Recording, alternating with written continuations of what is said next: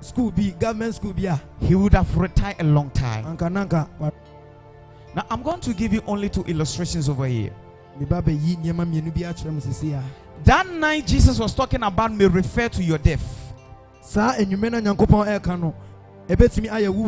It may also refer to your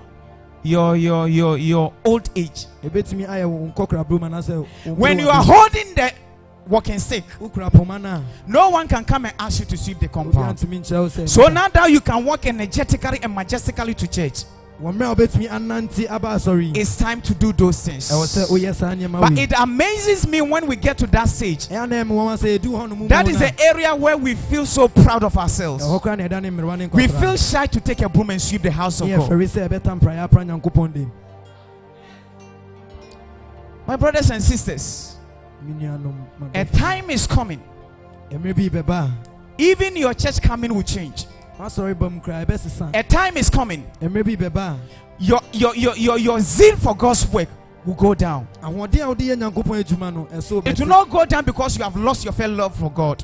But even though you are willing and wishing to do it, the strength is not there. The strength is not there. As to whether you like it or not, that day is coming. That time is coming. So if you are working, you must work energetically. You must work with all enthusiasm.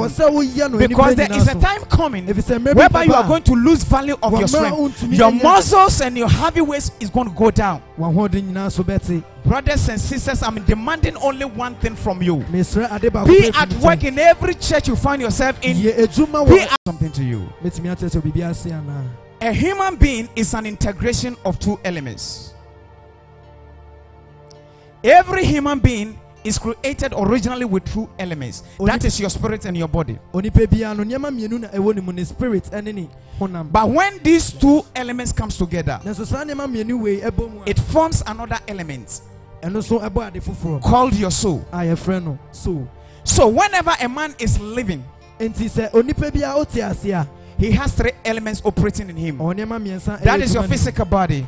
That is, and even at that time, judgment has not yet taken place. And as for the body, as to whether you are a believer or a worker or not, it goes into the grave. But listen to me. Whenever the body is going to be buried, 4 things follows the body to the cemetery. Number 1 is your family. Number 2 is your sympathizers. Number 3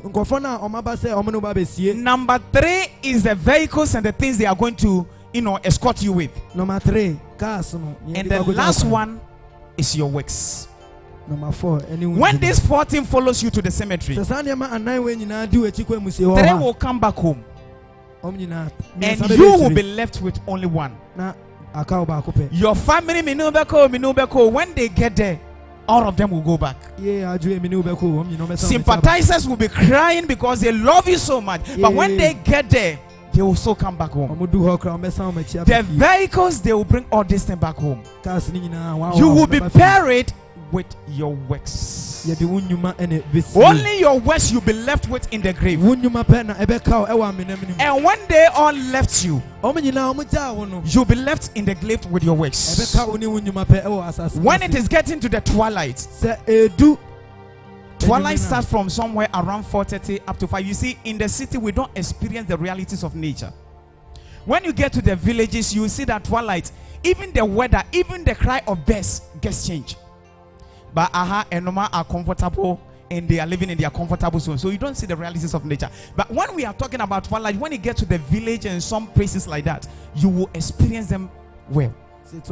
When it gets to that time, when the whole cemetery is very quiet, you'll be hearing some bell. Then the death angel will come to you. Will enter the grave. Then we'll call you. Hey, Apostle. Hey, Apostle Richard. Wake up, wake up. Sorry. You are relaxing too much. Sorry now. What brought you here? Then you begin to, hey, where am I? The devil, the angel of death will ask you first question. When you were alive, who was your savior? And because you are a Christian and you have accepted Jesus Christ, you will have the courage to say Jesus was my savior. And you will say, he will say, you did well by accepting Jesus. At that time your head is going to become big because you think you have qualified to enter into the heaven. The second question will come. Where are your works? You'll be looking around. You'll be looking around yourself and you discover that you have done something undone. If your works are evil, they are going to be there with you in the grave. If your works are good, it is going to be with you in the grave. So let me show you one amazing thing about Jesus Christ. You see, when you study Isaiah carefully, Isaiah 9 says, yes, he says, for unto us a child is born, unto us a son is given. Now the child was born, but the son was not born. The son was given. And so Jesus Christ is not just called Jesus, he is called Jesus Christ. Why? Because the childish part of him is called the Jesus, and the sonship part of him is called the cross. So when he was crucified on the cross, Christ never died. Only Jesus died. And when Jesus died on the cross, just like when any ordinary human being dies, the spirit goes out from him. When Jesus died on the cross, Christ came out from Jesus and entered the grave. He entered the deep side of the grave. And when he got there, he met the devil. And the devil asked him, what are you doing here? You are not dead. Here, before you can come here, unless you are dead. And Christ looked at the devil and said, my brother, I am dead. Go out there. Jesus is hung on the cross. He's dead. The devil looked at Jesus and said, Christ, and said, but so you have no guilt, you have no sin, so you can't come here. He said, but Jesus has taken the sins of the world and he's carrying it on the cross.